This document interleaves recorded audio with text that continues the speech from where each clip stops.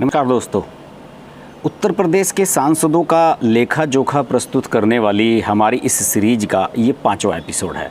आप सबको पता है कि मोदी सरकार का जो दूसरा कार्यकाल है उसके 3 साल मई महीने में पूरे हो रहे हैं और इस अवसर पर हम कोशिश कर रहे हैं कि उनके सांसदों का कामकाज कैसा है इसे लेकर एक सर्वे किया जाए। सर्वे जारी है। पिछले 4 एपिसोड में हमने कुछ लोकसभा सीटों का विवरण आपको दिया भी है। फ़ोन के माध्यम से वहाँ के लोगों से संपर्क करके मीडिया से जो फीडबैक मिल रहा है उसके हिसाब से हमने सांसदों का कामकाज जांचा है, परखा है और ये जानने की कोशिश की है कि 3 साल में सांसद अपनी क्या रेपुटेशन जनता की नज़र में बना पाए हैं। अगर अभी चुनाव होता है तो क्या स्थिति होगी, भविष्य इनका क्या हो सकता है। हमने पिछले 4 एपिसोड में चर्चा काफ़ी सांसदों के बारे में की और आज का जो एपिसोड है इसमें हम कुछ बहुत ही बाहुबली और बड़े नामों को लेकर चर्चा करने जा रहे हैं। आज हम चर्चा करेंगे सुल्तानपुर लोकसभा सीट के बारे में। कैसरगंज, अंबेडकर नगर और बहराइच, इन सभी के सांसद बड़े चर्चित सांसद हैं। सुल्तानपुर लोकसभा सीट सभी जानते हैं कि मेनका गांधी यहाँ से सांसद है। मेनका गांधी 2019 में यहाँ से सांसद थी, लेकिन 2014 में यहाँ से उनके बेटे वरुण गांधी सांसद बने थे। लेकिन इस बार मेनका को लग रहा था कि कहीं वरुण गांधी इस बार हार ना जाएं और इसी वजह से उन्होंने उनकी सीट बदल दी और उन्हें अपनी सीट पीलीभीत पर भेज दिया और ख़ुद यहाँ पर आ गई। खैर, 2019 में मेनका गांधी यहाँ से 4,59,196 वोट लेकर चुनाव जीती थी, जबकि उनके सामने बसपा के सोनू सिंह, जिन्हें चंद्र बहादुर सिंह जिनका असली नाम है, सोनू सिंह के नाम से बहुत फेमस हैं और बड़े बाहुबली किस्म के नेता हैं। अभी विधानसभा का चुनाव भी लड़े थे और इन्हें केवल 15,000 मतों से मेनका गांधी हरा पाई थी। बसपा के टिकट पर लड़े थे। पिछली बार गठबंधन था बसपा और सपा का 2019 में, और सोनू सिंह को 4,44,670 वोट मिले थे, यानी कि केवल 15,000 के मत से ये जीत पाई थी। बहरहाल, मेनका गांधी की अगर मैं बात करूं तो कामकाज को लेकर जो हमारी टीम ने सर्वे किया, यहाँ का लोगों का कहना है कि इनका कामकाज बढ़िया है। सबसे खास बात यह है कि कोई भी समस्या के लिए इन्हें फ़ोन करता है तो फ़ोन खुद ही उठाती हैं। दोबारा भी सांसद बनेंगे, लेकिन चूंकि एज फैक्टर है, थोड़ी सी उम्र बढ़ रही है, बीजेपी इन्हें आगे टिकट देगी या नहीं, ये बहुत बड़ा फैक्टर है। इनके बेटे वरुण गांधी लगातार बीजेपी के संगठन के खिलाफ लगातार बोल रहे हैं। किसानों के मुद्दे पर वो केंद्र सरकार की आलोचना कर चुके हैं। किसान आंदोलन के समय उन्होंने केंद्र सरकार को निशाने पर रखा था। तो लोगों का ये भी मानना है कि हो सकता है कि इस बार मेनका गांधी को टिकट ना दे बीजेपी। दूसरे, मेनका गांधी को राष्ट्रीय कार्यकारिणी में भी नहीं रखा गया है, मंत्री भी नहीं बनाया गया है। तो दोनों के बारे में, माँ बेटा के बारे में ये खबरें आती रहती हैं कि दोनों पार्टी संगठन से नाराज़ हैं या पार्टी संगठन में इनकी वैल्यू कम हो रही है। पार्टी को ये लग रहा है कि ये गांधी परिवार से आए हुए हैं और हमारे ऊपर सिर्फ एक बोझ हैं। शायद इसी वजह से पार्टी इन्हें ज़्यादा वैल्यू देना बंद कर चुकी है। लेकिन आज की तारीख में अगर चुनाव होता है तो यहाँ के लोगों में इनकी लोकप्रियता है। लोगों का मानना है कि ये चुनाव जीत जाएंगी। जिला अस्पताल का नवीनीकरण किया है, रोड बनवाई हैं, पार्क का नया काम कराया है, हैंडपंप लगवाए हैं, वकीलों के लिए भवन बनवाए हैं, रेलवे के कई बड़े बड़े प्रोजेक्ट वो यहाँ पर लेके आई हैं। कोई ख़ास ऐसा मुद्दा है नहीं उनके खिलाफ, लोगों का मानना है। अगर यही बगावत वाला मुद्दा मान लिया जाए कि उनका बेटा बगावती हो रहा है, हालांकि मेनका गांधी बगावती तेवर नहीं अपना रही हैं और पार्टी संगठन के बारे में बोलती हैं और जनता के बीच में सांसद का व्यवहार भी बढ़िया है।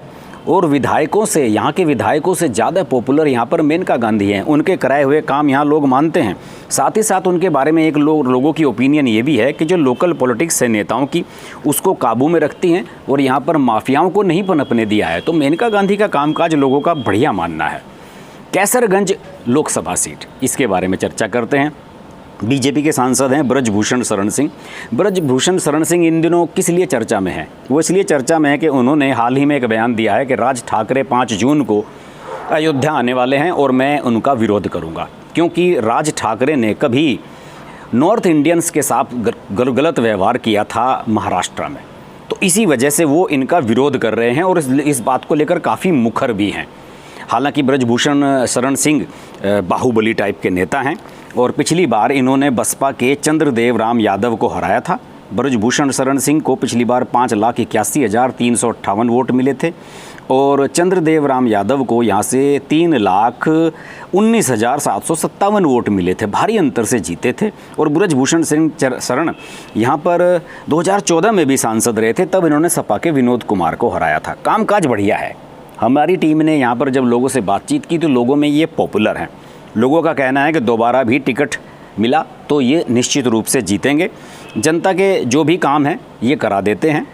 आज की तारीख में भी अगर चुनाव हो जाए फिर से यहाँ पर तो जीत जाएंगे, और हर हाल में जीतते ही हैं। धन बल हर चीज़ से सक्षम है। ब्राह्मण ठाकुर कॉम्बिनेशन इस सीट पर बढ़िया है, बीजेपी के फेवर में है, और कोई बड़ा नेता यहाँ टक्कर नहीं दे सकता। अगर लोगों का कहना है कि अगर कोई राजनाथ सिंह जैसा बड़ा नेता यहाँ आए तो अलग बात है, वरना ब्रजभूषण सिंह शरण के लिए यहाँ पर कोई खतरा है नहीं। और भारतीय कुश्ती संघ के अध्यक्ष भी हैं, एक्टिव रहते हैं। साथ ही अभी हाल ही में जब विधानसभा चुनाव हुए हैं तो विधायक बनवा दिया इन्होंने अपने बेटे को भी कैसरगंज से, और अब अपने बेटे का भविष्य भी तैयार करने में लगे हुए हैं। और कुछ लोगों का तो ये कहना है कि ये जो इस समय राज ठाकरे को लेकर आक्रामक हैं वो राज ठाकरे को लेकर नहीं बल्कि बीजेपी हाईकमान को चैलेंज कर रहे हैं, क्योंकि बीजेपी हाईकमान इस समय राज ठाकरे के साथ नज़दीकियाँ बढ़ा रही है महाराष्ट्र में। तो वो यहाँ पर सिर्फ चैलेंज इसलिए कर रहे हैं कि वो अपने बेटे को मंत्री बनवाना चाहते थे अभी योगी सरकार में, पत्नी को भी लोकसभा का टिकट दिलवाना चाहते थे या विधानसभा का, और उनकी पत्नी जो है 1996 में यहाँ सांसद रह चुकी हैं। उस समय ब्रजभूषण सिंह शरण जेल में थे उस समय। तो यानी कि हर हिसाब से ब्रजभूषण शरण सिंह का यहाँ जलवा है। कुछ लोगों का कहना है कि ये अयोध्या से चुनाव लड़ना चाहते थे, इसी वजह से पार्टी संगठन के खिलाफ बगावती तेवर हैं। लेकिन ब्रजभूषण शरण सिंह कैसरगंज में लोकप्रिय नाम है। अंबेडकर लोकसभा सीट से बसपा के सांसद हैं रितेश पांडे। उनका कामकाज भी लोगों को पसंद आता है। रितेश पांडे 2017 में विधायक भी थे, लेकिन मायावती ने उन पर भरोसा जताया और यहाँ पर एक ब्राह्मण फेस की उन्हें ज़रूरत थी तो उन्होंने लोकसभा का टिकट दिया और वो लोकसभा का चुनाव जीतने में यहाँ पर सफल रहे थे और अच्छे खासे मतों से, लगभग 1 लाख मतों से उन्होंने बीजेपी के मुकुट बिहारी को हराया था।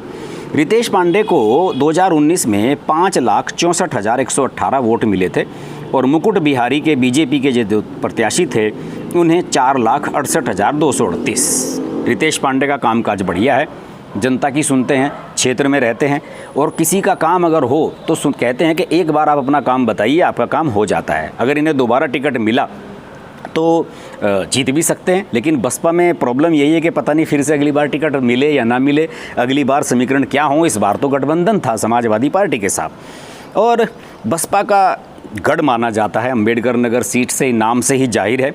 लेकिन अगर भाजपा ने यहाँ पर किसी ब्राह्मण को टिकट दिया तो फिर सांसद हार जाएंगे, लोगों का यहाँ कहना है। ब्राह्मण वोट ज़्यादा हैं और ब्राह्मणों का इस इलाके में होल्ड है। सांसद ने लोकल सड़कें ठीक करवाई हैं, हाईवे का काम भी यहाँ पर हो रहा है और काम तो सारे हो ही रहे हैं। इसमें कोई रितेश पांडे का ऐसा कोई खास क्रेडिट है भी नहीं। लेकिन आज की तारीख में अगर भाजपा ब्राह्मण चेहरा यहाँ ना रखे इनके सामने तो ये चुनाव आसानी से जीत जाएंगे, ये लोगों का मानना है। सांसद के पिता राकेश पांडे उद्योगपति हैं, टॉप की लिस्ट में आते हैं और उनके सांसद के जो चाचा हैं पवन पांडे वो भी बाहुबली नेता माने जाते हैं। बहराइच लोकसभा सीट के बारे में भी चर्चा करते हैं। बहराइच लोकसभा सीट से बीजेपी के अक्षयबर लाल सांसद हैं। 5,25,982 वोट इन्हें मिले थे।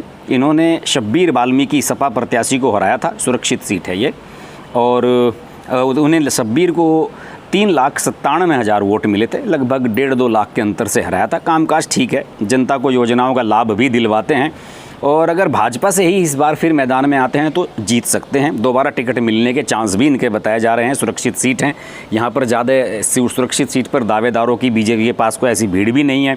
सांसदों के काम कराते हैं, सांसद के खिलाफ कोई बड़ा मुद्दा नहीं है। लेकिन विधानसभा बल्हा के विधायक के साथ इनकी अनबन चलती रहती है क्योंकि सांसद बल्हा सीट से अपने बेटे को टिकट दिलाना चाहते हैं। आज की तारीख में अगर चुनाव हो तो सांसद बीजेपी से ही जीतेंगे, अगर किसी और बैनर से आते हैं तो नहीं जीत पाएंगे। यहाँ 45% मुस्लिम और 55% हिंदू वोट हैं, समीकरण बहुत टफ हैं। लेकिन सांसद मिलनसार व्यक्ति हैं, जनता की सुनते हैं, अधिकारियों पर किसी काम का ज़्यादा दबाव भी नहीं बनाते, अच्छी छवि है और दोबारा अगर इन्हें टिकट मिलता है तो ये निश्चित रूप से जीतने में सफल हो सकते हैं। तो ये आज हमने जो 4 सांसदों के बारे में बात की, सुल्तानपुर, कैसरगंज और अंबेडकर नगर और बहराइच, इसके बारे में आशा करता हूं कि आपको हमारा जो सर्वे की सीरीज़ है आपको पसंद आ रही होगी। और वीडियो ज़्यादा लंबा नहीं बनाना चाहता हूँ मैं। हमारे पास इनपुट तो बहुत सारा आता है, लेकिन हमारी कोशिश रहती है कि हर लोकसभा सीट के बारे में थोड़े से उन्हें 2-3 मिनट के अंदर आपको सारी डिटेल दे दी जाए कि सांसद का इस समय स्तर क्या है। ये सीरीज पूरे महीने चलने वाली है। हमारी कोशिश है कि उत्तर प्रदेश की सारी सीटें कवर करें और इसके बाद कोशिश करेंगे कि दूसरे राज्यों की सीटों को भी कवर किया जाए। अगर आप उत्तर प्रदेश से हैं तो हमारे इस वीडियो को शेयर करें, लाइक करें, और अगर आपको किसी अपने क्षेत्र के किसी सांसद के बारे में इस तरह का सर्वे कराना है तो बिल्कुल आप बेझिझक अपना फ़ोन नंबर मुझे ईमेल के माध्यम से भेज सकते हैं। हमारी टीम आपसे संपर्क करेगी, फीडबैक भी लेने की कोशिश करेगी और उस पर भी हम वीडियो बनाने का प्रयास करेंगे। तो जुड़े रहिए हर्ष कुमार के साथ। नमस्कार।